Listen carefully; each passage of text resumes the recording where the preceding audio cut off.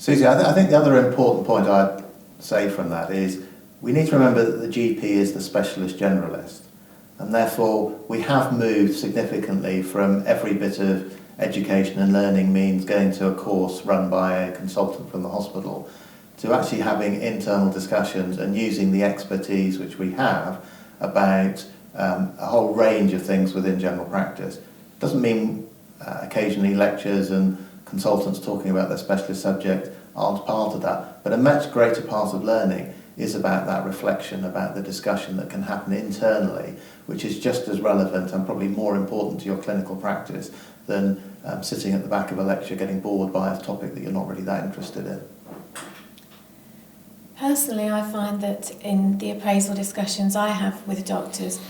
the PDP goals that emerge from incidents that have happened clinically or within the practice team are far more powerful somehow than those that have arisen from a numerical piece of data such as referral patterns, although of course they have their relevance and their importance too.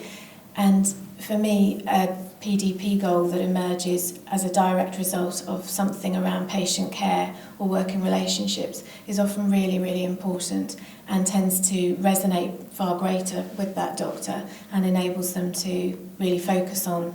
that as an extremely important goal for them. One of our now retired, very senior, very respected appraisal leads said that the best PDP objectives she saw were ones that had the word patient in them. Although I will absolutely agree with what you said, Steph, we need to be looking at learning from individual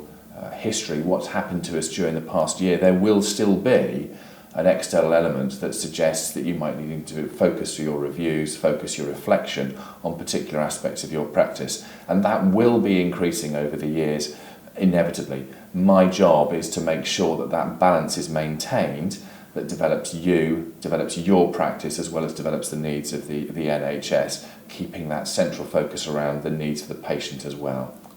Absolutely, and I think as we alluded to earlier, perhaps an ideal PDP goal would be self-contained so that it makes sense, reading it in isolation, where did this need arise from during the discussion, what steps need to be taken, and how we'll be able to demonstrate that that has an impact on patient care or working relationships. And to me, whatever the thing that is being included in the PDP, if it passes those tests, then it's a legitimate goal.